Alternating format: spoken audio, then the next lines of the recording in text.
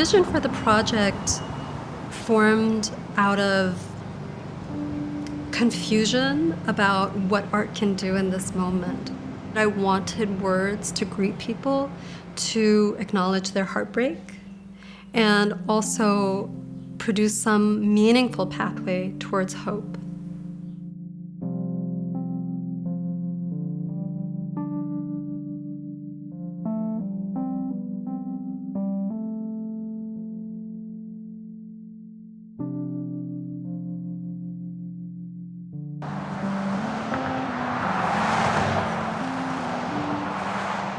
I think of poets as kind of ambulance drivers. We're tending to people that need help.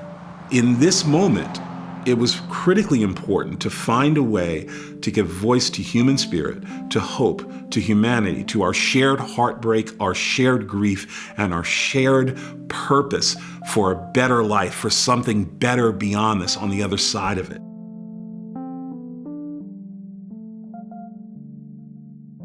It's a very literal title, Love Letters in Light. It's a project of reminding people that language is very much a part of what it means to be human. I think putting poetry in a public space can create those collisions where we remind people that they have language and it can save you. It's lo-fi scrolling LED signs, which we're used to seeing on the taco trucks on storefronts, and words, just 15 words. Poetry is essential language. It's the language that communicates with color, almost with fragrance, our wishes, our desires, the ways in which we hurt, our pain, and our absolute need to connect. You can do that with a few words. You can do that with a scroll. Love Letters in Light is our way of telling our stories, is our way of reaching young people, elders in our community, and holding space for all those that are no longer with us.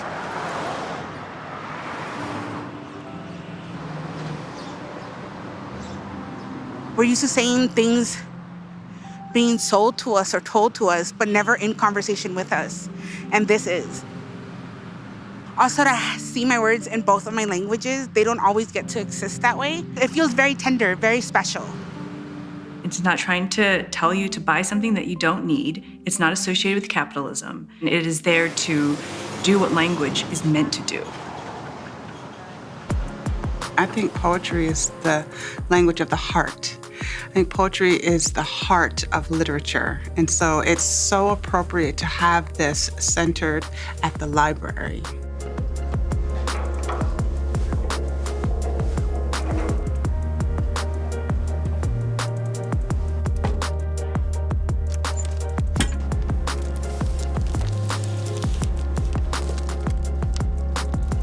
I think that buildings like this, having words written by Angelenos in front of them, kind of allows people to have a stake in their community in a way that they never had before, and to also feel like they own something. I mean, these are our civic spaces. They belong to us, ideally. I think it's like a quiet, revolutionary thing that we did.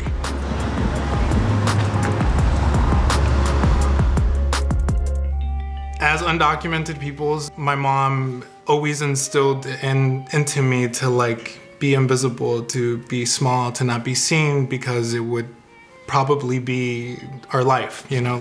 One thing that she did do for me is take me to a library. You know, she instilled in me building this world within my imagination, within my heart.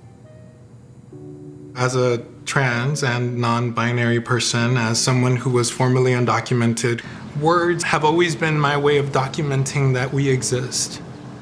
To come from this place of being hyper-invisibilized, and then now seeing that I'm a writer and that my words matter to the right people and that I can showcase it in a public space.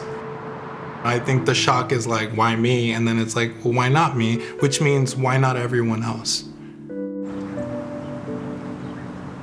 I was always somebody who hid my writing, or somebody who thought that my writing wasn't good enough.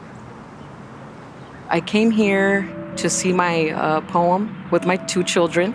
And I told my kids, hey, you guys, you see that up there? Mommy wrote that.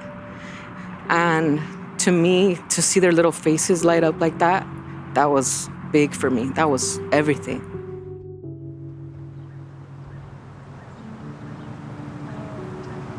It was really important to me to have the voice not just of professional writers, but also the community, because language belongs to all of us.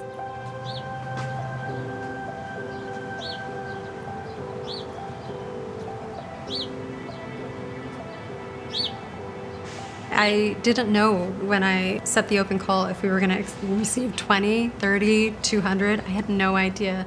Then 1,100 was kind of beyond what I had expected. We tapped into something there, the deepest emotions of the human condition, which is, I was here, proof that we actually existed. Because otherwise it feels like our existence is kind of like a dream, it's so short. It's so powerful and beautiful, and it makes me so excited that all of the other people that participated in this project to get to know that power. There is a forest inside of each of us, and the trees are reaching and stretching for other forests. Poetry is not a luxury, as Audre Lorde teaches us, especially now, because so many of the ways that we're accustomed to communicating with one another are not available to us, not the way they have been in the past before this pandemic began. We've all experienced loss. We've all been changed in all kinds of ways because of the pandemic, and I think we all can use words of resilience and inspiration at this time. We go through a lot of things in life, and when I just read it, I think back at it, and I'm like, wow, that's really a beautiful thing, everything we go through. Even the ugly parts of life, there's beauty in it.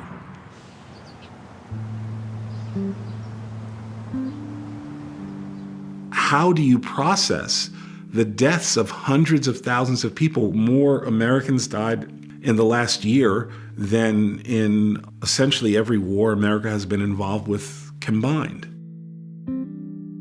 We're a fix-it culture. It's like self-help, right? I mean, if you feel this, get over it, move on. I mean, grieving is living with grief and within grief for the rest of your life. It never disappears. In fact, it changes and it morphs, but we're not supposed to feel those things. And so to me, Love Letters in Light is to acknowledge that loss, to sit in that space of that loss a little bit, but then to remind us that we're not alone in our loss.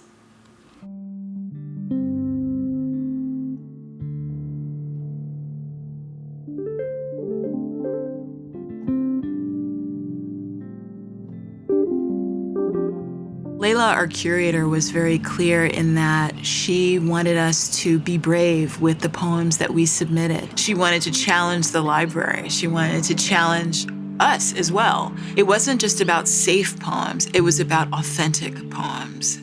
It happened to be the year after George Floyd was murdered, and Breonna Taylor and Ahmaud Arbery, and Michael Stewart and Eleanor Bumpers, and my friend Poogie. And I didn't want to write.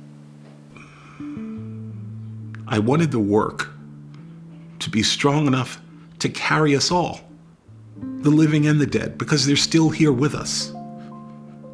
They stand beside us. We're on their shoulders. We carry them.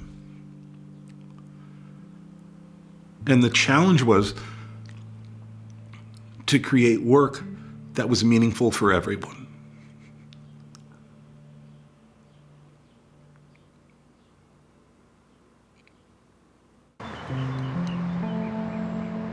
Some people believe that the actual language that you're writing or the poem that you're writing isn't complete. It hasn't sort of fulfilled itself until it's been received. To be able to come back and see something encouraging, that somebody thought of you and left you a love note, I think that that's a gift that we're giving to each other. One of the things we want to do here at the library is center welcoming people back into the library, welcome them back to their lives. this project just kind of wraps its arms around the community and says that we got you. We've always had you. We got through this. We'll continue to get through this. And this is one of those reminders.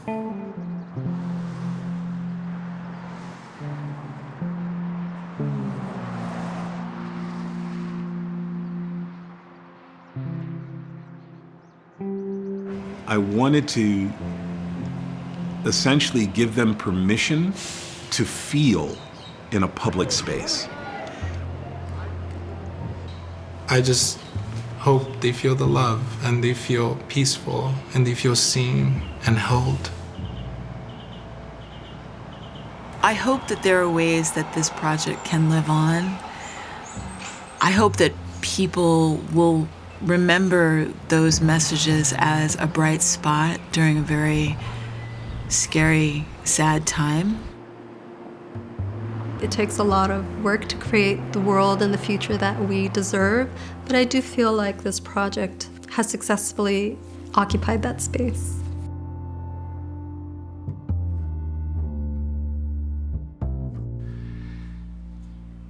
I've always been angry. My mom's always been angry. My people have always been angry. Angry at the plague of racism, at the plague of COVID, at the lack of support.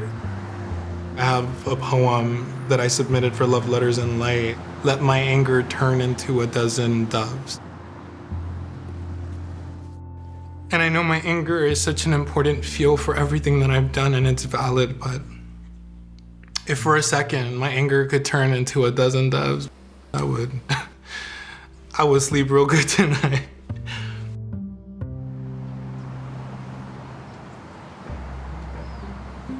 I awoke this morning, a tear between my teeth. Speaking set it free. In this one recurring dream, the angels all arrive together as we thunder towards our mirrors. There is a bus, a child, a mother, laughter, magic. Let me tell you a story about hope. It always starts and ends with birds. Contigo me siento reina. ¿Qué tal si me pierdo en ti? Tus ojos esmeraldas. Al verte me alivia el alma. The world shut down. Our love broke open. We are working on there always being a tomorrow for you.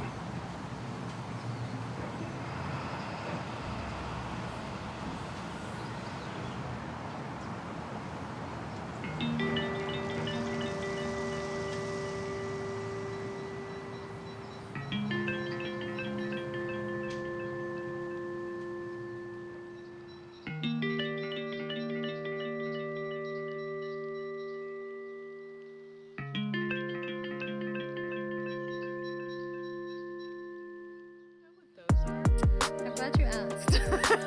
Because we have this.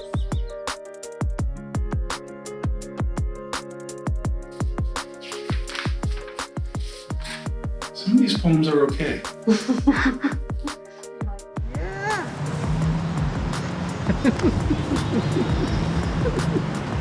And this is me. Yeah, there you go.